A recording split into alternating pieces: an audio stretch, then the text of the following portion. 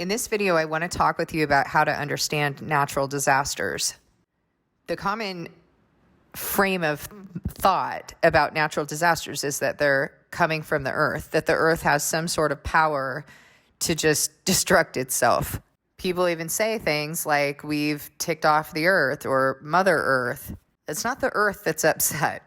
So in order to understand the truth of what's going on, we need to understand what's written in God's word. If we understand what's written in God's word, we're going to approach looking at these different situations in a very different way. God has said that he is the one who sends destruction. He sends plagues, famine, wasting disease, so-called natural disasters. God's the one that sends all these things. And so rather than hiring a bunch of scientists to go and check these things out to predict when it's going to happen again, or, using expensive equipment and drones to monitor the area like we have any control over anything, all we're doing is monitoring. Congratulations, we're observing. None of that expensive equipment is going to actually do anything to help us.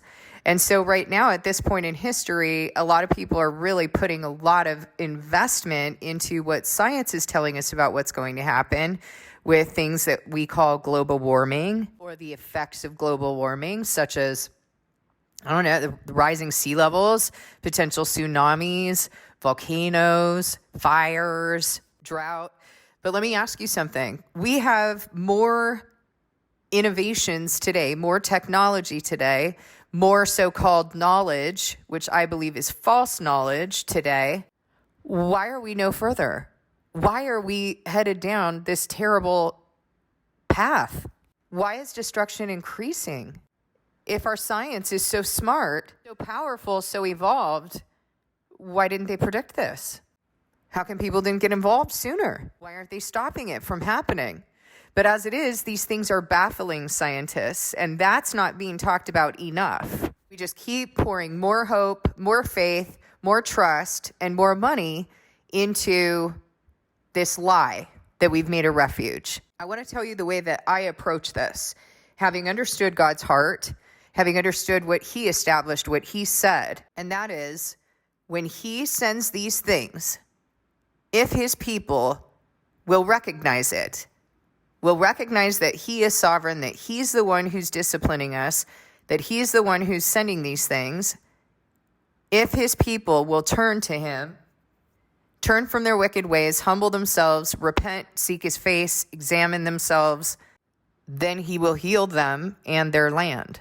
The problem is not that we don't have enough innovation, enough technology, enough understanding, research. That's not the problem, because none of that can save us. We have a God. There is a God who's sovereign over all of this, and he sends these things. These things are not being sent by the earth. Why would the earth be motivated to destroy itself? That makes no sense. From their own theories of evolution and survival of the fittest, why would anything be evolving against itself? That doesn't really make sense. But you know what does make sense? Everything that God promised would happen if we turned away from him. The patterns that God has established over thousands and thousands of years of what will happen when we turn away from him, going into captivity, plague, famine, illness, wasting diseases, destruction. So if you take a look at the things that God says he sends, captivity, war, plague, disaster, if you take a look at these things, you're going to start to see certain patterns that have occurred in history. And the way I look at it, because I understand the heart of God, I understand that when we turn away, God starts sending warnings, and he gives us a chance to choose who our God is, what we're going to turn to. So you want to look at about, I would say, like 50 to 100 years within the time frame of that disaster, or the series of disaster that he began to send. Usually disaster is not that far away from him having sent plagues, especially if he did it on a global level. That should cue you that something's happening.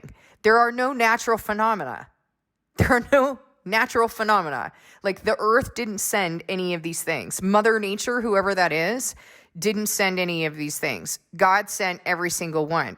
So if you're looking at a territory, if you're looking at a specific location, like the Lisbon earthquake of 1755, for example, that earthquake happened, that earthquake, then tsunami, then fires, then cannibalism.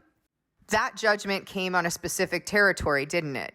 That judgment came on the Catholic Church in the area of Lisbon, Portugal, also affected Spain, where the Spanish Inquisition was going on, where God's people were being burnt at the stake, and he sent that on All Saints' Day, a made-up holy day fabricated by the harlot Catholic Church. That can't be any clearer. He doesn't crash his own party, but he will crash a counterfeit party that someone is setting up in his name and killing his people. That disaster, an earthquake, a subsequent tsunami, burning all of those cathedrals that had candles lit for All Saints' Day. He brought that judgment for a reason. That's very clear. He didn't bring it on a global level. He just brought it to that specific area. The people of biblical times knew exactly why God sent certain things, why he sent them into captivity, why he sent destruction. And this is evident when they're praying. If you look at Nehemiah's prayer, you see how Nehemiah outlines that. He outlines, this is what you taught our ancestors. They disobeyed. You sent them into captivity. Then they turned to you. Then you restored them. Then they disobeyed. Then they turned to you. You restored them. They understood that pattern. The only reason why you see that God did not repeatedly destroy the earth is because they understood the times. They knew how to look at what was going on and how to say, I think we need to return. We, for some reason, don't get that. I don't understand that because we have an entire word that demonstrates that God has destroyed the earth before. He sent a flood to the earth. He sent fire to the earth during Noah's time, during Sodom and Gomorrah. Then he did some things in between, right? He's done quite a bit. He's continued in his consistent pattern. But for some reason, we just don't get it. And I'm going to tell you what that reason is. We don't believe. The majority of those who say that they believe in God don't actually believe in him, because if they did, they'd know his word, they'd remember what he has said, and they would know what to do. They would take him at his word. They would know that he's sovereign. And they would look at what the world is calling natural disasters, and they would start calling that judgment from God. And they would teach others to do the same. And they would recognize global warming for what it is. And they would teach others to do the same. You know, people get super upset when I talk about this stuff because they don't want to think of a wrathful, punishing God. They want to be able to go on and do their life the way that they want to do their life. They think that it's horrific for me to infer that God would do certain things to his people. But he does. And he's made it very clear in his word. And he's demonstrated it very clearly in his word that he's not messing around, that these are things that he will bring. Again, I illustrated that for you when the world turned to the false god of science, when Darwinian science came in and God went out. You think that's a severe thing to say? Let me ask you something. What is Darwinian science based on? Evolution, fundamental rejection of God as the creator. You cannot have evolution as the way that you were formed, as the basis for your practice in a particular field, and still believe that there's a creator. Because my Bible says that God formed man from the dust, not a monkey or anything else we would have evolved from. He formed man from the dust, breathed into his nostrils, and made him a living being. That's what happened. Man was created. He didn't evolve from anything. And when God made man, he gave him some rules to follow. And then he called the Israelites to him as his people and gave them some rules to follow. And he said, I'll bless you for obedience. I'll punish you for disobedience. So when Darwinian science came in, it attempted to abolish all of this. It's not the fault of Darwinian science. It's the fault of God's people for not staying true to his word, because they just went running for this.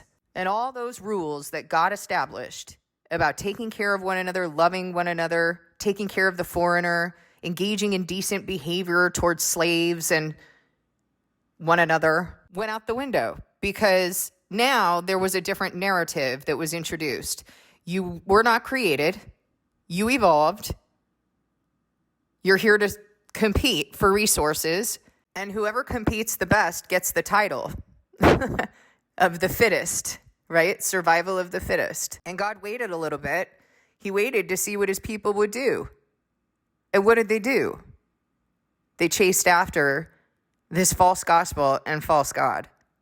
They attempted to integrate it with what God established, completely adulterating his word, ignoring the authority of his Torah, rejecting the authority of his Torah. They weren't upset, not upset in the least, that they had become part of the world. They were defiling his temple and rewriting what he established. Reforming, as a matter of fact. That seems to be the nicer word. Reforming what he did. We had Reformed Judaism. Christians were adapting this as well into their practices. And so God sends judgment. You want that God? I'll hand you over to that God. Let's see what he could do for you. He sends wasting disease, Spanish influenza. No one returns. Then he sends the Great Depression. Okay, you want to work? You want to engage in the work of your own hands? Let's see what you can do for yourself. No one returns. All right, you're going to be hostile towards me. I'll be hostile towards you. And he sends World War II. God sent these things. There's nothing here that he has not sent. There's nothing here that he is not a sovereign over. This is the way you want to take a look at the pattern of God, the heart of God, the pattern of God. He's calling you in. If you don't come in, he'll get louder. Let's take a look at Pompeii. Now, look, my purpose is not to go through every natural disaster in history, but I want to teach you what you need to be looking for. If you see that God sent something crazy like the Black Death or whatever else, you need to take a look at what's going on in history at that time. And I recommend taking a look at within 50 to 100 years of when he sends that judgment, because God is slow to do that. But he does start with his warnings. So he's going to send a plague, then he's going to get louder. Then he might send a few plagues. What's he doing right now? Coronavirus. Now you got coronavirus and monkeypox. Let's see what you do with that. Let me add some fires. Let me start scorching the land. Okay, you're not going to return? All right, let me give you a little threat of war. You understand what's going on right now? You literally have people lining up in places like Mexico to get water. Salt Lake is drying up. Lake Mead is almost gone. Italy is having the worst drought they've had in 70 years. It's affecting their crop production, their drinking water supplies. The Po Basin is drying up. How much more needs to happen before we see this for what it is? How much more relying on politicians are we going to do before we stand up and say, we know what the remedy is to this? And it's not what you guys are saying. It's not about solar panels and how we're going to control this by the work of our hands. And you got to understand that God says, if my people will turn to me, not the world, my people. So how much more needs to happen before we start using the language that God has used and referring to this as judgment so that others can understand what's actually going on? And they can ask the question, well, what do you mean by that? Well, here's what I mean. Here's what God says in his word. How much more needs to happen? Because he's got a lot more under his sleeve that he can pull out. He knows how to bring his people into position. And we don't have to suffer. We don't have to suffer this much. If we would just return to him, he will return to us. He will heal our land. He will heal us. He will restore us.